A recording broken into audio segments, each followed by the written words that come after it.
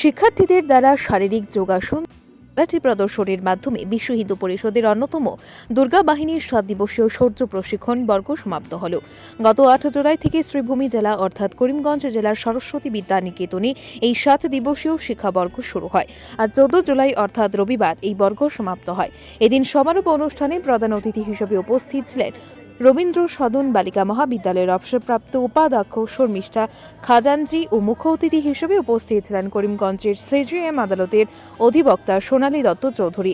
পোশাকের উপর চরিত্র নির্ভর করে এমনই বক্তব্য বলেন শর্মিষ্ঠা খাজানজি। এদিনের সমারোহ অনুষ্ঠানে মঞ্চে উপস্থিত ছিলেন দক্ষিণ আসাম প্রান্ত সহ সভাপতি বিজিত কুমার দাস, দুর্গা বাহিনীর প্রান্ত সংযোজিকা পাপিয়া ভট্টাচার্য, বর্গ প্রমুখ স্বপ্না চক্রবর্তী।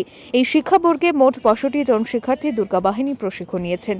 মেয়েদের মধ্যে আত্মরক্ষার সাহস বৃদ্ধির জন্য এই বর্গে বৌদ্ধিকের সাথে সাথে যোগাসন, দণ্ড, ক্যারাটে ইত্যাদির মতো নানা কৌশলে প্রশিক্ষণ দেওয়া হয়। সমারোহ অনুষ্ঠানে সকলের সহযোগিতা পেয়ে ধন্যবাদ জ্ঞাপন করেন শ্রীভূমি জেলার সভাপতি বিশ্বজিৎ নাগ চৌধুরী। অন্যান্যদের মধ্যে উপস্থিত ছিলেন গুয়াহাটি ক্ষেত্র ধর্ম প্রসার প্রমুখ পূর্ণচন্দ্র মণ্ডল, প্রান্ত সম্পাদক সমীর দাস, প্রান্তের রথীশ দাস সহ প্রান্ত জেলা স্তরের বিভিন্ন কর্মকর্তারা এবং এলাকার বিশিষ্টজনেরা। করিমগঞ্জ থেকে সৌমেন্দ্র পালের রিপোর্ট, আজকের বরাক। অনেক মেয়েরা অনেক ধরনের ক্ষতি সাধন হয়।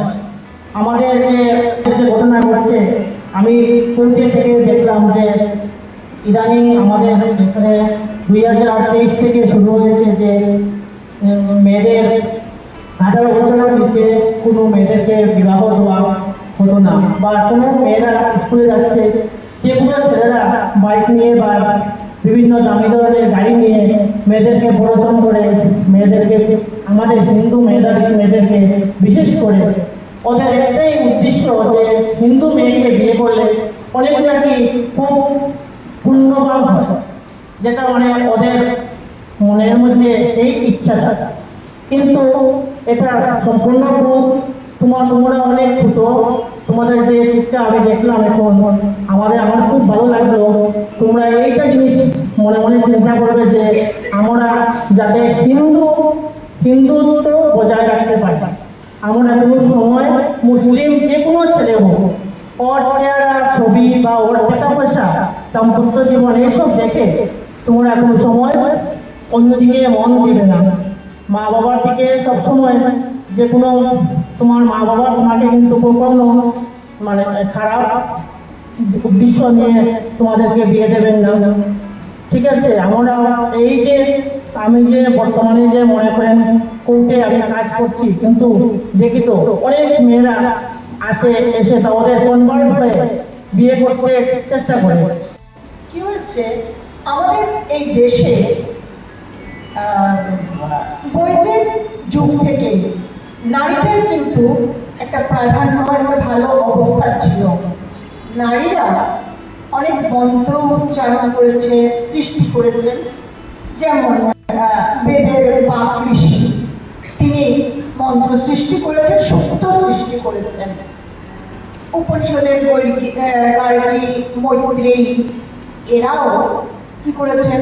মন্ত্র উচ্চারণ করেছেন, এবং এরা সমানভাবে পুরুষের পাশে বসে যজ্ঞে বসতেন।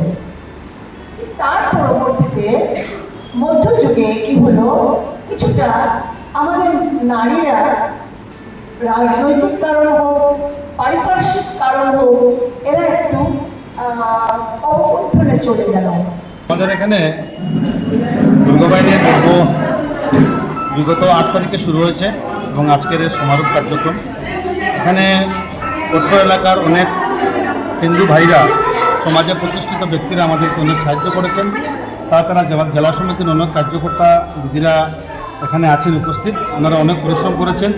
তৎসঙ্গে প্রান্তস্তরের বিভিন্ন কার্যকর্তাগণ, দুর্গা বাহিনীর কার্যকর্তাগণ, মাতৃশক্তি কার্যকর্তাগণ দিদিরা আমাদেরকে অনেক সাহায্য করেছেন, অনেক পরিশ্রম করেছেন। অনেক শিক্ষিকা এবং প্রবন্ধকরা বিভিন্ন জেলা থেকে এসছেন, প্রান্তস্তরে তথা জেলা স্তর থেকে বিভিন্ন প্রবন্ধকরা এখানে এসছেন, সাহায্য করেছেন। ওনাদের প্রত্যেককে শ্রীভূমি জেলার পক্ষ থেকে, বিশ্ব হিন্দু পরিষদের পক্ষ থেকে ধন্যবাদ জ্ঞাপন করছি। এবং আগামীতেও আমরা যদি প্রান্তের এরকম যদি কার্যক্রম থাকে, ভবিষ্যতে আমরা যদি এরকম আমাদের জেলাতে যদি আরও এরকম কার্যক্রম হয়, আমরা অনেক স্বাগতম জানাবো এই ধরনের কার্যক্রমকে। এবং ভবিষ্যতেও এরকম সফলভাবে আমরা যাতে কার্যক্রম করতে পারি, তার জন্য আমাদের সমাজের, হিন্দু সমাজের প্রত্যেক ভাই বোনদেরকে বিনম্র অনুরোধ জানাই, ওনারা যেন যেভাবে আমাদের সাহায্য করেছেন ভবিষ্যতেও যেন ওনারা এরকমভাবে করেন। জয় শ্রীরাম, ভারত মাতা কি জয়।